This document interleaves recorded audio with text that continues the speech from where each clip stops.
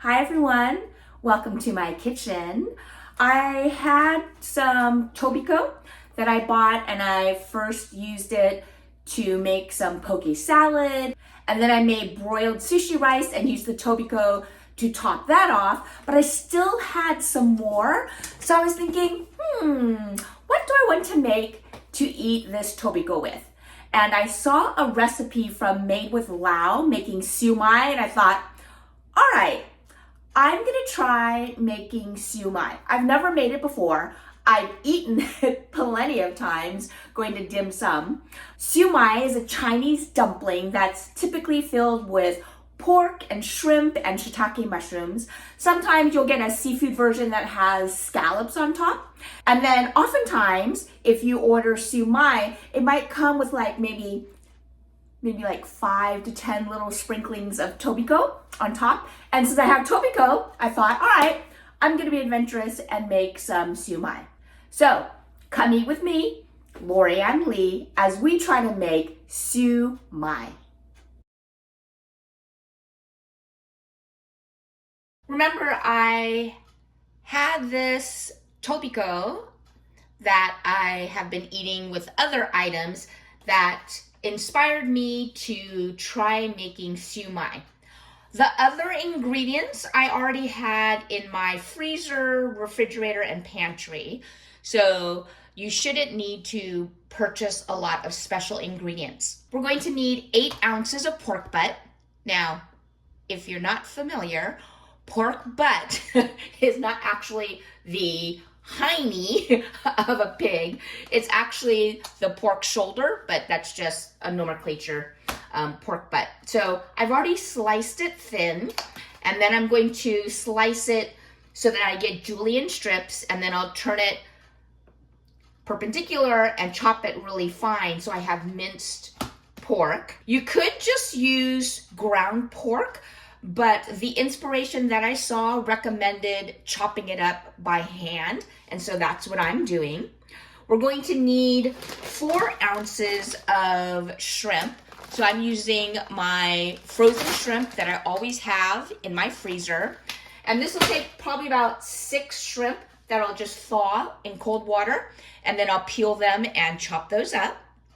We're going to need some chopped up shiitake mushrooms. So these were dried shiitake that I have had soaking in this water for a couple hours. You don't have to have it soak that long, but I just soaked it in water and now they're ready.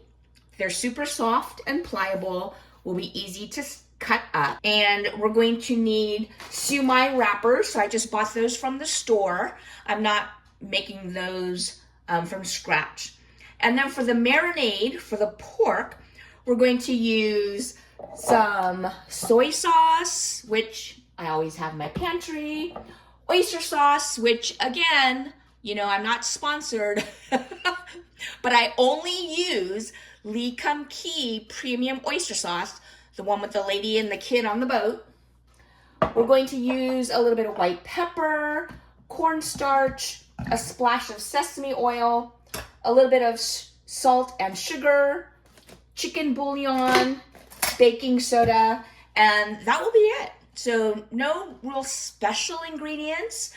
You could also make Sui Mai and not top it off with tobiko after they're steamed, but again, this was what inspired me to make it. And then as far as equipment, I purchased this, I don't even remember how long ago, this flat plate that has these removable feet so that this will sit in my large stock pot, and then I can steam my Sui Mai.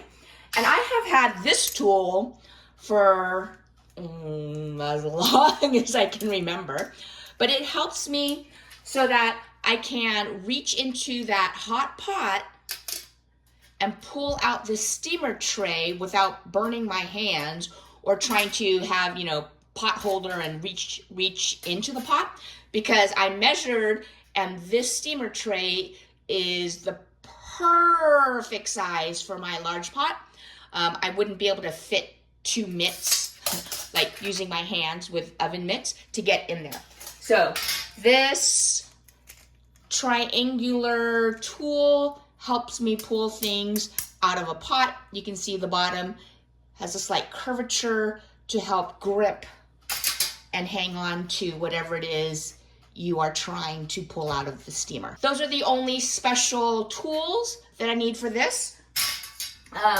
You're not required to use those. If you just stick a ceramic plate in a pot with water, you can use that to steam. I don't have any ceramic plates that are the right size for my pot. I've tried using a ceramic bowl before, but because it's a bowl and it has curved edges, I can't really fit as many items in the bowl to steam. So that's why I said, okay, I'm gonna find myself a nice steaming tray. So that's what I have. I like to cook with a lot of shrimp. And so whenever Safeway or another grocery store, but usually Safeway, has these big 2-pound bags on sale, I usually buy the extra jumbo or the colosso. So the extra jumbo are 16 to 20. That means that there'll be 16 to 20 shrimp within 1 pound of shrimp. When you look at the back of the bag, here are all these different sizes. For example, the small shrimp, if you see at a store, it says shrimp 51 to 60, that means if you have 1 pound of shrimp, if you count them all, there will be between 51 and 60 shrimp. I typically buy jumbo, extra jumbo, or the colosso size. And then if I need to mince it up, I can do that. But I prefer larger shrimp. So I'm going to make something that has shrimp. And so I've just placed about 12 of these shrimp into a bowl of cold water, and then I'll just rinse them a few times until they defrost, and then I'll remove the shells and then prep the shrimp for the recipe. So because these extra jumbo, there's between 16 to 20 per pound, I know from experience that approximately 10 to 12 of these, when I take the shell off and everything, will be between half a pound and a pound. That's why I am defrosting a bowl of 12 of these shrimp. I just keep the bag of shrimp in an airtight Ziploc bag in my freezer for whenever I want to cook with shrimp. I told you incorrectly earlier. I said I needed about 12, which is half a pound.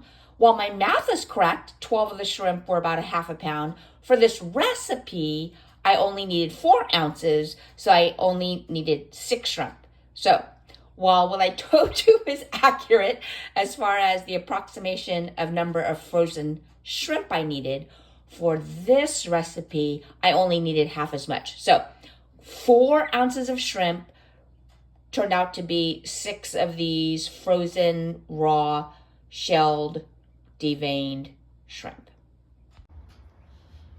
I wanted to show you dried shiitake mushrooms. So when you find them in an Asian market, they're usually in a vacuum-packed bag. I just transfer them into a Ziploc so I can keep them in my pantry. But they are dried and shriveled up and hard. So when you have a dry shiitake mushroom, all you need to do is rehydrate it. So if you stick it in water and just leave it out on your counter for a couple of hours, it'll be nice and plump and soft and pliable. If sometimes it may happen where you're craving something and you decide, oh, I want to use some shiitake mushrooms, but you don't want to wait a couple of hours before you prep your food, you can do a couple of things. Boil some water and stick the dried shiitake mushrooms in some boiled water, so that will speed up the process. But what I typically do in that case, I'll take a Pyrex, my 2-cup Pyrex measuring cup, and I'll throw in the shiitake mushrooms. I'll add hot water from the sink and just microwave it for a couple of minutes, and then it will soften up enough where I can slice them and cook. Now, one thing I want to point out is the stem on the shiitake mushrooms are very hard, and it would be difficult to chew. So after you've rehydrated your shiitake, you're going to use a knife and just slice off the stem. So even though this has been rehydrated and softened, the stem itself is still, even though the mushroom has been rehydrated and softened, the stem itself is still really hard and fibrous. So you wouldn't be able to chew this. So just slice off the stem and then cut up your mushrooms as needed for the recipe, whether it's sliced or whole or quarters, or in my case, I'm going to mince them up for the shumai. Using my knife to cut thin strips. So you think like matchsticks, and then by turning them sideways, I can now line them up and then make cuts so that I have finely minced pork. Having the meat partially frozen just makes it super easy to slice it up. Sometimes I like to use a glove just to help keep my fingers clean and not getting raw meat under my fingernails. Not that I have long nails by any means, but you know, just working on sanitation.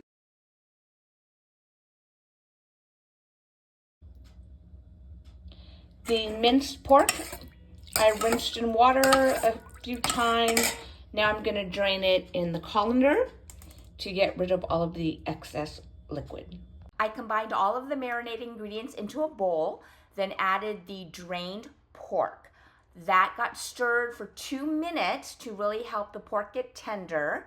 And then I let that sit for 10 minutes.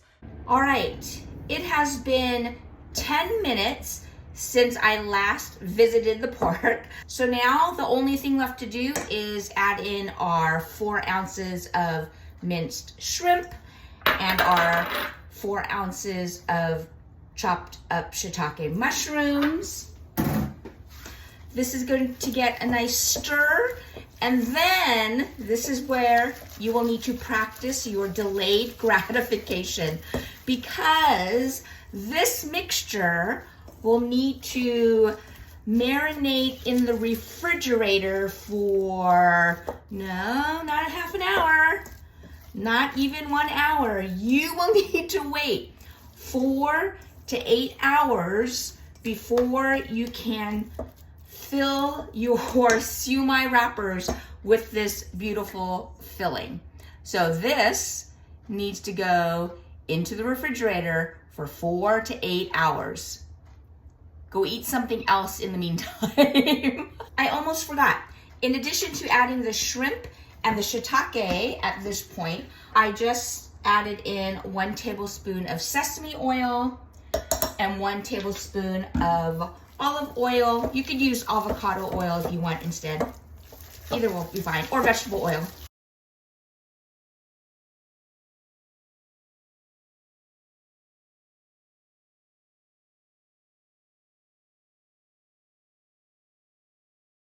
I am filling my shumai.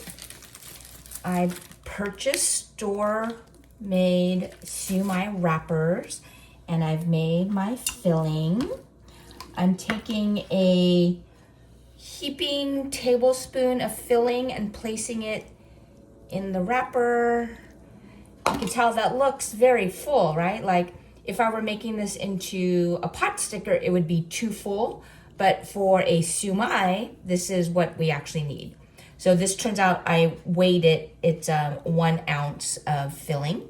So I'm taking my left hand and I'm going to place this, I'm gonna hold my hand, I'm gonna make a cup shape using my thumb and my pointer finger, and I'm placing that in that space, and I'm now going to use a little spoon, or in this case, a little serving knife for spreading like spreads and stuff. And I'm pressing down. I'm pressing the filling down while squeezing my fingers together so that I can form a tight cup with the filling all the way up to the top of the edge of the wrapper so that it looks like this. It's gonna be hard to tell since this is the first time I've ever tried this. I will steam these and see if what I did will hold up. We'll see. So I have 6 here. I'm going to steam 5 and eat those, and the rest I'm gonna make and place them in the freezer so that they can individually freeze. All right, I'm getting my steamer setup all prepared. I have a large pot with about an inch of water, and I am placing in my steamer tray so that will lay flat. Now I'll be able to put my Shumai on here and then cover it to steam. All right, it has been 10 minutes. My timer just went off. So let's take a look at how my Shumai look. Okay, first thing I noticed is they look like they have opened up, like they didn't hold tight, which is okay. It's not the end of the world. I'm using my thermometer, my Insta-Read thermometer to see what the temperature is like inside. Okay, these are cooked. So let me turn the heat off, turn the fan off. Let me take these out of the pot and then we'll take a closer look. I just used this tool to pull this tray out of the pot. Let's take a look at these Shumai. They definitely opened up a lot, so that's something to be mindful of. But they still look like I can tell what they're supposed to be. One of the reasons I decided to try making Shumai was because I had some tobiko still and I wanted to use it, and I thought, oh, well, if I make some Shumai, then I can place some tobiko on top and it'll look just like when you go to dim sum. Right. Okay, so for my first time ever making Shumai, they look okay. They definitely opened up, but that's all right. Let's take a taste. I will try this one that's all wide open. Here we go.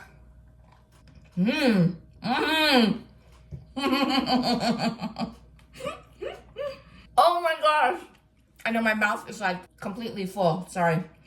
I didn't even try taking a bite. I just stuck the whole thing in my mouth.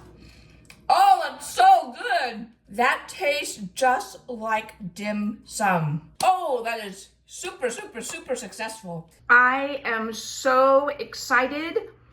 I just successfully made Shumai. Look at that.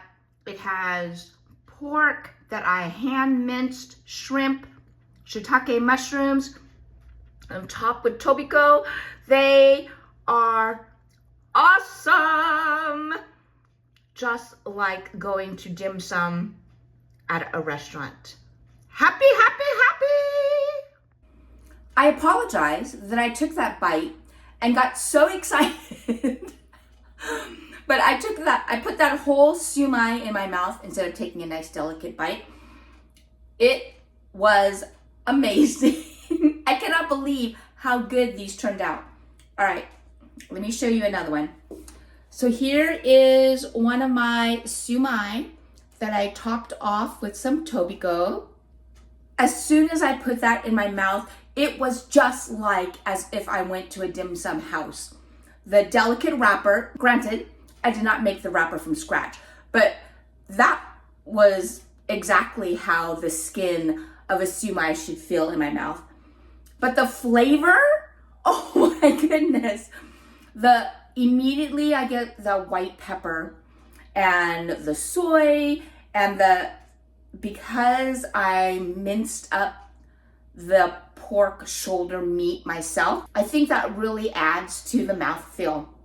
And then the chopped up pieces of shrimp and the chewy shiitake mushrooms. This home run. Oh my gosh, these are so good. So I'm going to go eat these now.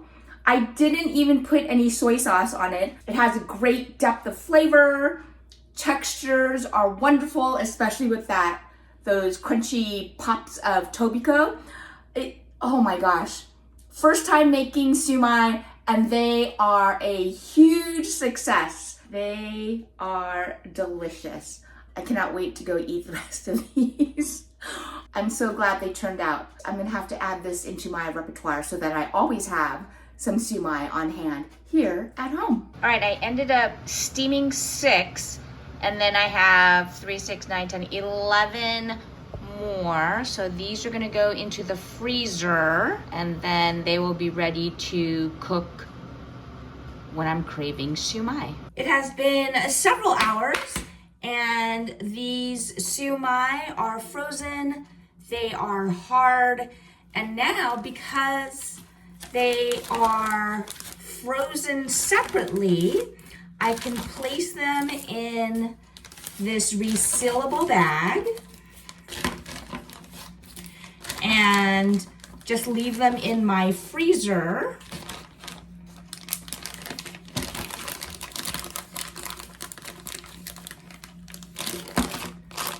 The key is freezing them separately on a tray so that when I put them in this bag, they're not gonna stick to each other, right? They're not going to, if I froze them in the bag like this, when they were, when I first made them, they would stick together. And then if I tried to pull them out to cook a few at a time, they would pull and tear and rip each other apart as I pulled one out. But you can see, because I froze them separately, by doing that first, I can now pull out as many or as few as I want to steam them, because they didn't fuse together when I froze them individually. So that is a great trick for freezing items that you want to be able to pull out various portions at a later date. So there's my shumai that I will stick in the freezer. I ended up only using 18 of the wrappers. So I think I'm going to portion these into probably like 25 groups of 25 and just freeze the rest. All right, I adjusted my technique a little bit and it seems to be working a little bit better. I'm still taking the same amount of filling. So this is about 1 ounce. So that was a heaping tablespoon, but I spread it out a little bit so that it's filling up the circle more. Last time I started here and put it in, but this time this seems to be working better if I spread the filling out a little bit, then get my fingers ready and actually pushing, this is that little spatula thingy, pushing in the center while I turn, gently rotating the shumai, seems to be working a little better. I'm still not getting a flat bottom, but this is definitely a keep practicing and it's all by feel. So I'm squeezing and trying to turn. I'm using my pointer finger, my index finger, to rotate the shumai, and I'm pushing down on the filling as it's going. And so I have my little shumai, and now I'm tapping the bottom with my finger to make it more of a flat bottom. So there's another shumai. So these are looking better. I'm not sure if they will hold together better. The first batch that I steamed really opened up. So I have my circle wrapper putting a heaping tablespoon, and then I'm just using the spoon to spread it out a bit. Then I'm placing it in my fingers here, which is sitting flat. So because it has the filling in it, it won't just like push down. So that's why I'm using this to push down the middle while I am simultaneously trying to get my fingers around the dumpling and also pushing the filling down. Although I thought the first batch I steamed looked good, but then they opened up. My instinct tells me that doing it this way will help keep it sealed better because more of the wrapper is touching the filling. Squeeze with my left hand, rotating using my pointer finger, pressing down on the top, and then I'm using my ring finger on my left hand to support the weight of the dumpling to try and get it more flat.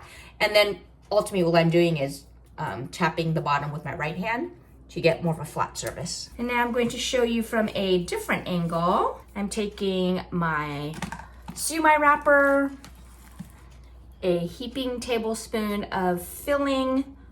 I'm spreading the filling out to cover up the majority of that surface.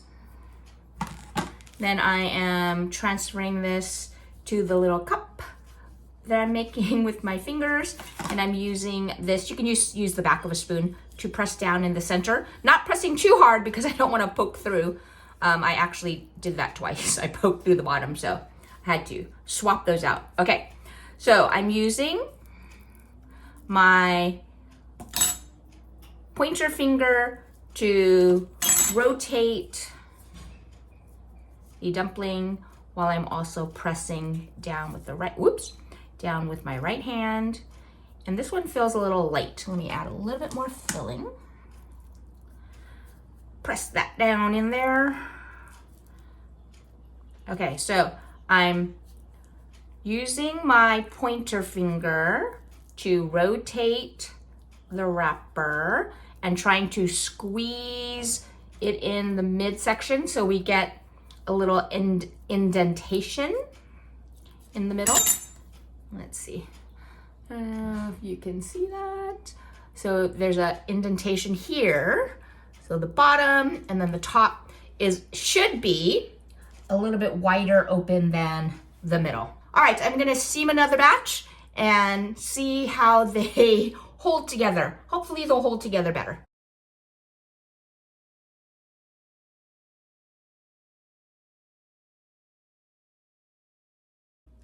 Don't forget to like and subscribe so you too can make these awesome Shumai for dim sum at home.